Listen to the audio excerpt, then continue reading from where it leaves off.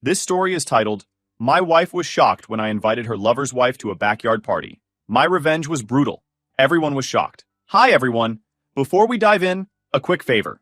If you enjoy content like this, please hit the subscribe button. It's free, supports the channel, and makes sure you never miss out on amazing videos. Alright, let's get started. What's up everyone? So, I thought I had my life all figured out. You know, married for 5 years to Harper, the love of my life, or so I thought. We were the couple everyone admired. Every holiday card was a Pinterest-worthy masterpiece. We'd argue over who got the bigger slice of pie at Thanksgiving and laugh about it later.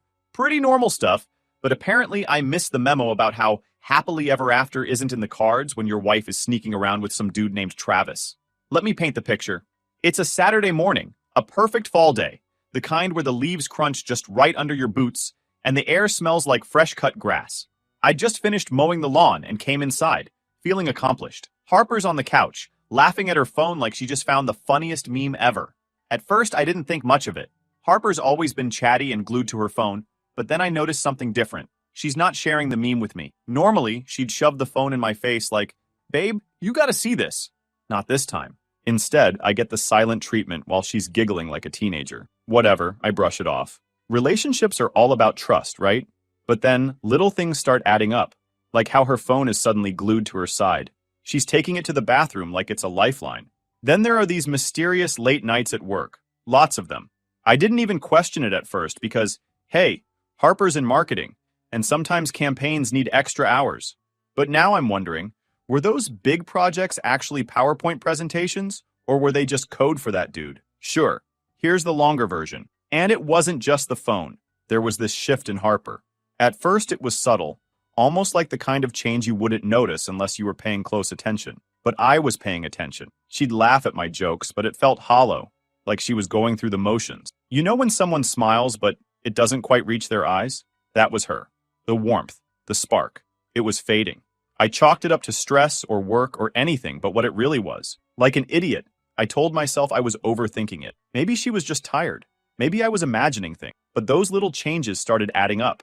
Harper, who used to toss her phone on the couch or leave it charging anywhere, now had it glued to her hand. She'd always been pretty open about everything. Texts, emails, even her weird Pinterest boards. But now it was like Fort Knox. The phone was either in her pocket, face down, or locked away. She started being vague about her schedule too. Meetings ran longer, late-night work sessions became more frequent, and her stories didn't always add up. I'd ask her about her day, and the answers were clipped, rushed, like she just wanted me to stop asking. And then came the day, the one where everything changed. It was a Saturday afternoon. Harper had gone upstairs to shower, and her phone was charging on the kitchen counter. I don't know why, but seeing it sitting there felt weird, like it didn't belong. I stood there, staring at it. Should I? Shouldn't I? I mean, snooping isn't exactly the hallmark of a healthy relationship, but when the person you trust starts acting shady, that trust starts to crack. And once it cracks, all you want is to patch it up, or at least figure out where it's leaking. So, yeah, I grabbed the phone. My hands were shaking as I picked it up. I told myself I wasn't doing anything wrong. I just needed peace of mind, right? Just a quick check to prove to myself I was being paranoid. A small peek, no harm done. Big mistake. The first thing I see is a text thread with someone named Travis. Travis?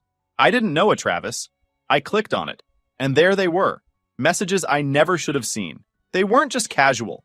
They were flirty, playful, intimate, inside jokes I didn't get, references to things I knew nothing about. And then I read, "Last night was amazing. Can't wait to see you again." Last night? Amazing? My head was spinning. I scrolled up and it got worse. Photos. Selfies of the two of them in what was very obviously a hotel room. Her head on his shoulder. His arm around her waist. Both of them grinning like they are married. Like I didn't exist. I felt absolutely disgusted. Harper wasn't just working late. She wasn't tired or stressed or distant because of life. She was distant because she was busy. Busy sneaking around behind my back with Travis. I froze. My hands were still gripping the phone, but I couldn't move. My brain just stopped. You know how people say time slows down in moments like this? It's true. Those 10 seconds felt like 10 minutes. My entire world shifted and everything started making sense in the worst possible way. And then I heard the water upstairs shutting off. I slammed the phone back down on the counter, trying to make it look untouched. My heart was pounding so hard I thought she might hear it from the bathroom. I couldn't let her see me like this. I couldn't let her know I knew. So I did the only thing I could think of. I walked back to the living room and sat down in my chair, trying to look as casual as possible, like nothing had happened, like my entire world hadn't just imploded. I grabbed the remote and stared at the TV, not even registering what was on. She walked into the room and gave me a quick smile before heading towards the kitchen. And I just sat there, pretending everything was fine. But inside, I was unraveling. I didn't confront her that day. No way. I wasn't about to storm and demanding answers. That's not my style. Plus, I already knew how that conversation would go. She'd deny it. She'd gaslight me. She'd twist it until I was the one apologizing. I needed more than just a gut feeling. I needed to play this smart. That night, I barely slept. Harper was next to me. I kept replaying the last few months. Every late night, every awkward excuse, every weird moment where she seemed distracted. It all made sense now. I wasn't even angry yet. That part came later. At that moment, I just felt stupid. Like, how did I miss this? How long had she been pulling this off? And who the hell was Travis, really? The next morning, I woke up early, determined to figure this out. While Harper was still asleep, I got out my laptop and went full FBI mode. It didn't take long to find him. A quick scroll through Harper's Instagram and some tagged photos from her work events confirmed it. Travis was one of her co-workers, of course. But Travis wasn't just some random dude. He was married to a woman named Sierra, and they had 2 kids. That little detail added a whole new level of betrayal. It wasn't just my life Harper was blowing up. It was Sierra's too. And those poor kids? They didn't deserve this. I sat there staring at Travis's grinning family photos on Facebook, wondering how many lies he'd told to keep up this double life. Did Sierra have any idea? Was she sitting at home, baking cookies for PTA meetings, while her husband was out here playing house with my wife? I thought about reaching out to Sierra right then and there, but something told me to hold off. If I was going to blow this thing wide open, I needed to do it right. I wasn't about to let Harper or Travis weasel their way out of this. That day, I decided I wasn't just going to sit back and let this betrayal crush me. I wasn't going to play the heartbroken victim while Harper and Travis got away with their little affair. No, I was going to make them regret it. I just needed a plan. And trust me, I wasn't going to wing it. This wasn't the kind of thing you go into half prepared, especially when you're up against 2 people who've been scheming behind your back for months. Harper and Travis had the upper hand for a while, but that was about to change. I was done being the clueless husband after the shook settled. I needed to take action, a big one, but I realized that I couldn't do this alone. Not entirely, at least. Sierra, Travis's wife, was a crucial piece of this puzzle. If I wanted to confront Harper and Travis without giving them the chance to lie their way out, Sierra needed to be in the loop. But how do you casually reach out to someone and tell them their spouse has been cheating? I couldn't exactly send her a text saying, "Hey, I think your husband is sleeping with my wife. Thoughts?" So, I kid you not, I got creative. I figured a neutral setting would be best. Something non-threatening, something neighborly. That's when the idea of a backyard barbecue popped into my head. We'd hosted plenty of them before, and Harper loved them. She'd help me plan, invite her coworkers, including Travis, and have no idea that she was walking right into her own downfall. Sounded perfect. I didn't waste time. The very next morning, I sent Sierra a Facebook message. It was polite, maybe even a little too friendly. I introduced myself as Harper's husband and mentioned that we were throwing a casual barbecue for some neighbors and work friends. I made sure to name drop a few of Harper's co-workers so it didn't seem weird. Then I added, "We'd love for you and Travis to join us. It'll be great to get to know some new faces." To my surprise, Sierra replied within an hour. She thanked me for the invite, said she'd check with Travis, and even mentioned how nice it was to meet someone making an effort to build community. Ouch. The irony of her words hit me like a truck. Meanwhile, Harper was completely clueless. She was thrilled about the barbecue idea, offering to help with decorations and food. She even suggested inviting some of her favorite coworkers, Travis included. That moment was pure gold. The person who was actively wrecking our marriage was suggesting I include her partner in crime at a social gathering in our own backyard. You can't make this stuff up. For the next few days, I played the role of the perfect husband. I let Harper think everything was fine while I meticulously planned every detail. The guest list was small but strategic. Neighbors, a few friends, and key people from Harper's workplace. I made sure to exclude anyone who might tip her off about what was coming. The hardest part was keeping my cool. Every time Harper talked about the barbecue, I had to bite my tongue to stop myself from saying something snarky, like when she said, "Travis and Sierra are such a cute couple. I'm glad they're coming." Cute couple? Give me a break. But I stayed calm because I knew the payoff would be worth it. By the end of the week, everything was in place. I'd prepped the yard, borrowed a massive grill from a neighbor, and made sure the seating arrangements would force Harper and Travis to interact with Sierra and me. Timing was everything. If this was going to work, I needed to make sure everyone was comfortable and relaxed before I dropped the bomb. The day before the barbecue, Sierra messaged me again to confirm they'd be coming. She even asked if there was anything she could bring, which almost made me feel bad for her. She was so nice, so unsuspecting. I hated that she was going to find out about Travis's betrayal in such a public way, but I couldn't think of a better option. I needed her there, and I needed her to see the truth with her own eyes. That night, Harper and I sat on the couch planning the menu. She suggested burgers, hot dogs, and a couple of side dishes. It was like any other night, except for the fact that I was silently seething every time she smiled. How could she sit there, acting like everything was normal when she was sneaking around behind my back? The next morning, I woke up early, double-checking everything. The yard looked great. String lights overhead, tables set up with simple centerpieces, and a cooler full of drinks. It was the perfect suburban setup. Harper even commented on how nice and cozy everything looked, if only she knew what was coming.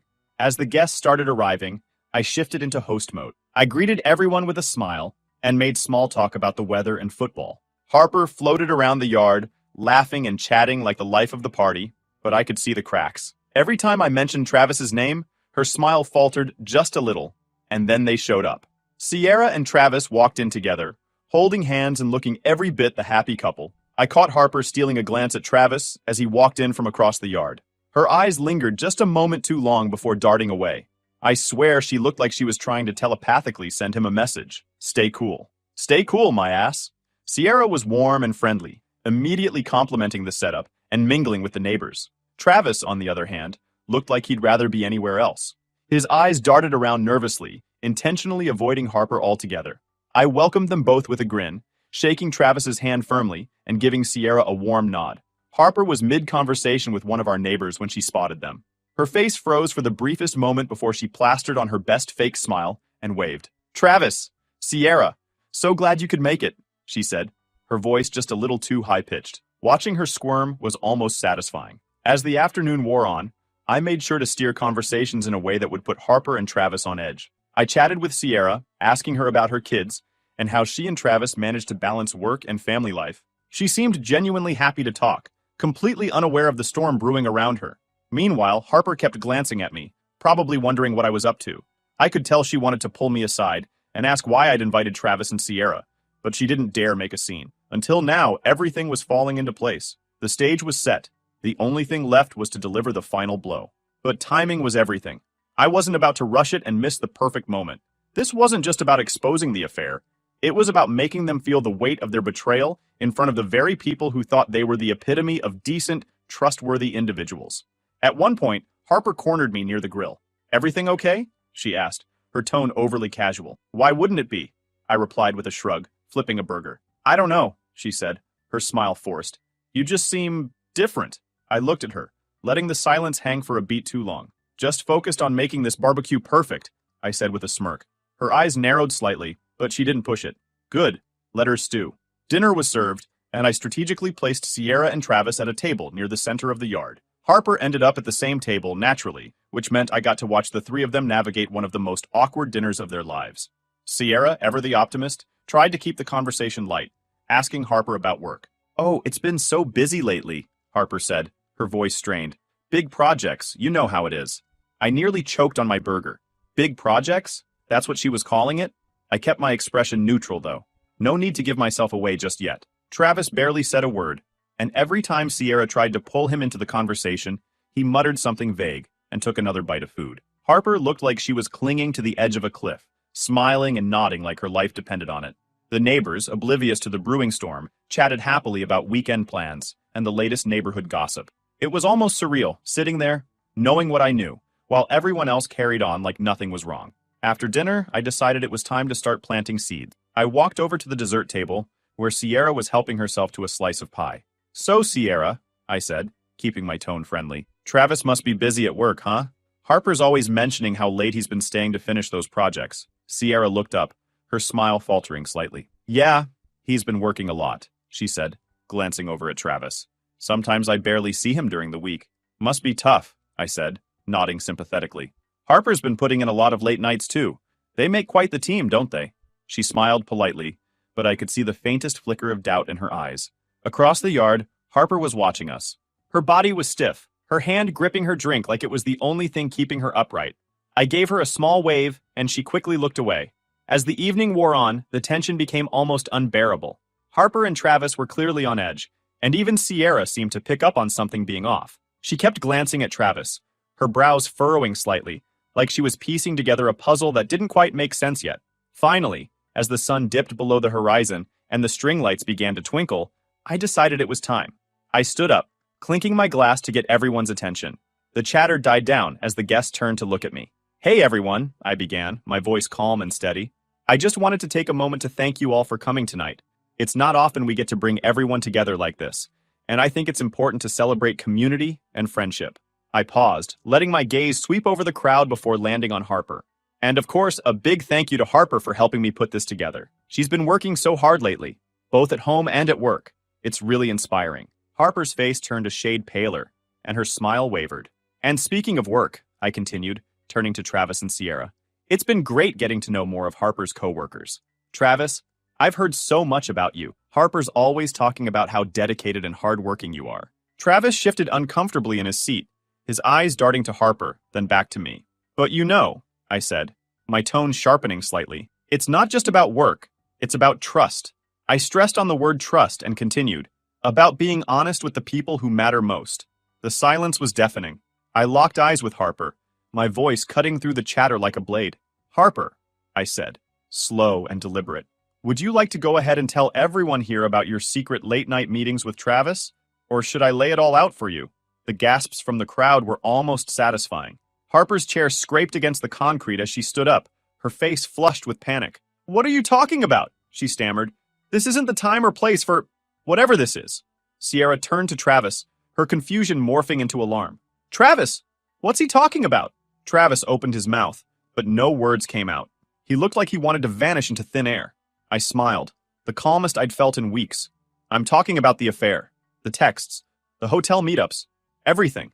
Sierra's face crumpled as the realization hit her. "Travis?" she whispered, tears welling in her eyes.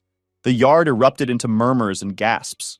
Harper and Travis looked like deer caught in headlights, and Sierra's devastation was written all over her face. I stepped back, letting the chaos unfold. My job was done, or so I thought.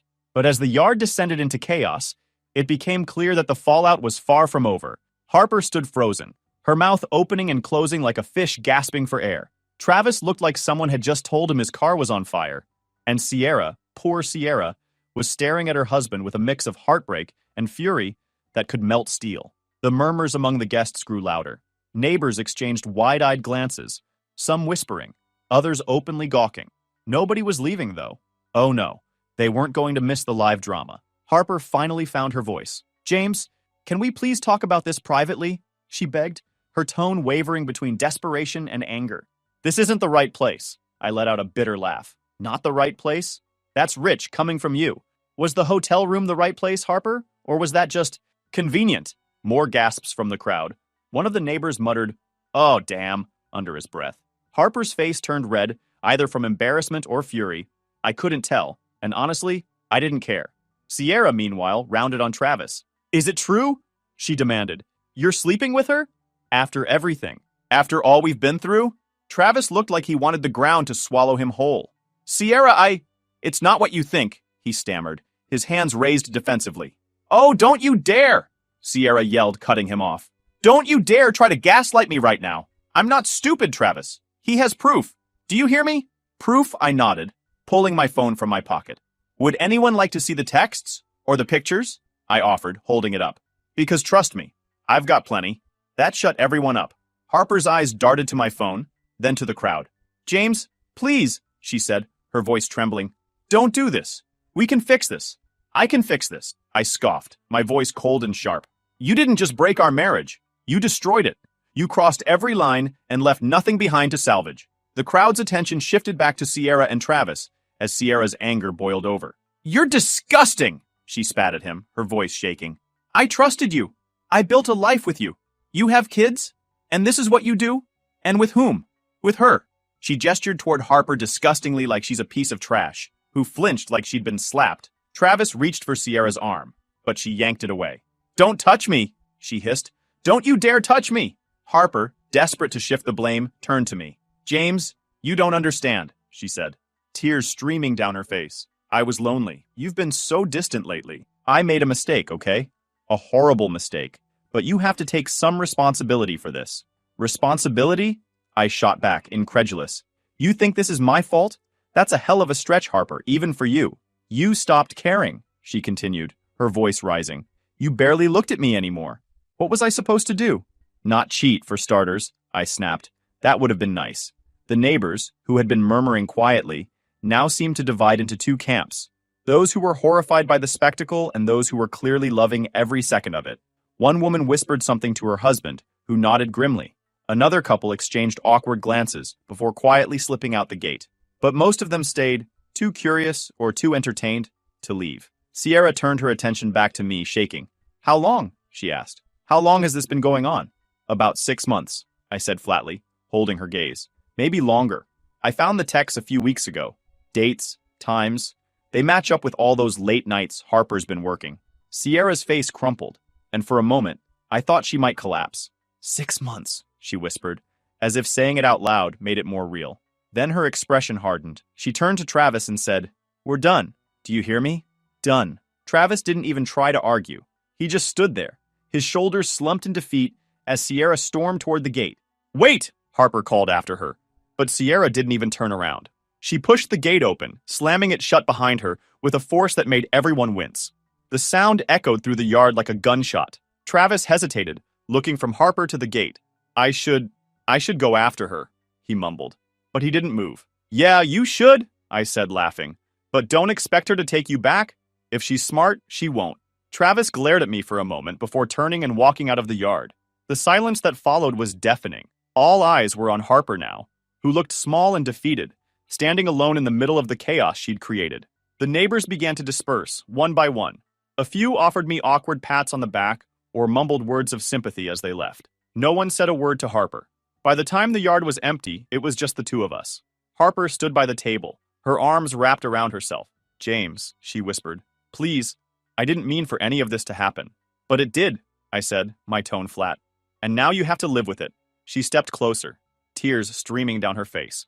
I'll do anything, she said, her voice breaking. Therapy, counseling, whatever you want. Just don't give up on us, please. I stared at her for a long moment, my emotions swirling like a storm. Anger, betrayal, sadness. All of it threatened to overwhelm me, but there was no going back. Harper shattered all the trust I had for her. She was my wife, and I was committed to her only for her to go with a jerk like Travis. I couldn't forgive her for it. There's nothing left to save, I said quietly. You destroyed it. Her sobs grew louder, but I didn't waver. I turned and walked inside, leaving her standing there in the dark. For the first time in months, I felt a sense of clarity. It wasn't closure, not yet, but it was a start. The fallout, though, was anything but clean. If you've ever seen a perfectly controlled demolition where a building collapses neatly into its own footprint, this was the opposite. It was messy, unpredictable, and left wreckage everywhere. Harper might have been the epicenter, but the shockwaves reached everyone around us. That night, after I left her in the backyard, Harper stayed out there for hours. I could hear her pacing back and forth on the deck, her muffled sobs cutting through the otherwise quiet night. I didn't care. I locked myself in the guest room, trying to piece together how we'd gotten here. It wasn't like I was blindsided anymore, but seeing it all play out so publicly made it hit differently. The next morning, Harper was gone by the time I woke up. She left a note on the kitchen counter that said, "We need to talk. Call me when you're ready." I crumpled it up and tossed it in the trash. But the day didn't end there. Word spread fast, faster than I expected. Of course, when you publicly expose an affair at a barbecue, it doesn't stay a secret for long. By lunchtime, half the neighborhood knew, and by the evening, the other half did too. I started getting texts and calls from friends, family, and even some of Harper's co-workers who had been at the barbecue. Most of them had the same tone: shock, disbelief, and a sprinkling of awkward condolences. "Hey man, just heard what happened. That's rough. You okay?" I never would have thought Harper would do something like that. "You need anything? You're handling this better than I would. Stay strong." The most satisfying part is a message from one of Harper's co-workers who hadn't been at the barbecue. "Travis is screwed. HR got wind of what happened. Pretty sure he's about to get canned." Good. As for Harper, she didn't come back that day. Or the next. She must have gone to a friend's place or a hotel. Because I didn't hear a peep from her, except for one text asking if she could come by to grab some things. I ignored it. Instead, I focused on cleaning up the mess. Literally and figuratively. The yard still had remnants of the barbecue. I cleaned it all up, one piece at a time, like I was scrubbing Harper's betrayal out of my life. By the end of the week, the lawyers were involved. Harper and I didn't even argue about the divorce. It was like she knew she had no ground to stand on. She'd stop by when I wasn't home to pack up her things, leaving little notes behind asking if we could talk things through. I never responded. Then there was Sierra. She was the wild card in all this. I didn't expect to hear from her again, but a week after the barbecue, she called me. I just needed to hear from someone who understands, she said, her voice strong. I'm so angry, but I also feel like I can't stop crying. It's like my life isn't my own anymore. I get it, I told her. And I did. We talked for over an hour, swapping stories and piecing together timelines. It was surreal, bonding with the person whose life had been destroyed alongside mine. But it helped. Sierra wasn't wasting any time, though. She'd already filed for divorce and had moved back to her parents' house with the kids. I'm not sticking around to see if Travis can redeem himself, she said. He made his bed, and now he can rot in it. Hearing her resolve made me feel lighter, in a way. If she could move forward, so could I. But it didn't stop with Harper and Travis. Our mutual friends started taking sides, which was somehow both expected and incredibly frustrating. Some people reached out to me, apologizing for Harper's behavior and offering their support. Others, though, clearly felt torn. She made a mistake, one mutual friend told me, as if 6 months of sneaking around was a mistake and not a calculated series of choices. Don't you think you should at least hear her out? No, I said flatly. I don't. That seemed to be the end of that friendship. Harper's reputation took a nosedive, too. She tried to spin the story in her favor, claiming I was distant and emotionally unavailable, but it didn't stick. People knew me well enough to see through the lies. Besides, the evidence was too damning to ignore. Texts, photos, hotel receipts. She didn't stand a chance. One of the neighbors even confronted me at the mailbox a couple of weeks later. James, I had no idea she was like that, he said, shaking his head. My wife's been telling me to stop hanging out with Travis at the gym. She says his kind of energy is contagious. I almost laughed. Smart woman, I replied. But consequences wasn't just social. It honestly touched my professional life too. At first, the stress threatened to creep in, but instead of letting it pull me under, I used it as fuel. My focus sharpened like never before. I poured my energy into my work, not to prove anything to Harper, but to prove to myself that I wasn't going to let her mess derail me. When my boss pulled me aside, it wasn't to call out slipping performance. It was to commend me for stepping up. I'd been gunning for a new opportunity anyway, so I started quietly putting out feelers, not because I had to, but because I wanted to. By the time interviews rolled in, I was already moving on to bigger and better things. While Harper was busy trying to spin her version of events, I was leveling up. A fresh start wasn't just an idea anymore, it was already in motion. Life slowly started to stabilize after that. The house felt emptier without Harper's stuff, but it also felt better, cleaner, like I could finally breathe without her lies suffocating me. I started focusing on myself. Sierra and I stayed in touch, mostly through texts and the occasional phone call. We didn't lean on each other too much. It was more like we were checking in, making sure the other person was still standing. She even sent me a photo of her kids playing in the backyard of her parents' house. They're going to be okay, she wrote. And so am I. I was happy for her. As for Harper, she faded into the background. I'd hear bits and pieces through mutual friends, how she was living in a tiny apartment across town, how she was trying to rebuild her life, whatever that meant. She reached out a couple more times, asking if we could talk, but I never replied. The last I heard, Travis had lost his job. Sierra told me he tried to get her to take him back, but she slammed that door shut. Good for her. By the time the divorce was finalized, I felt like a new person. Turns out divorce is not a so bad idea. The bitterness was still there, but it wasn't consuming me anymore. It was just a reminder. A scar to remind me to pay attention next time. One night, I sat out on the back porch, looking at the yard where everything had gone down. The string lights were still there, though I hadn't turned them on since the barbecue. It felt like a lifetime ago. I didn't feel triumphant or vindicated, just free. Free from the lies, the betrayal, and the weight of trying to fix something that was never going to be whole again. The fallout had been brutal, but in a strange way, it was exactly what I needed to start over. And yeah, that's my story. If you think I overreacted, I respect your opinion, but it only meant reclaiming my right of being cheated on like any respectable man would. The only difference is that I did it in my style.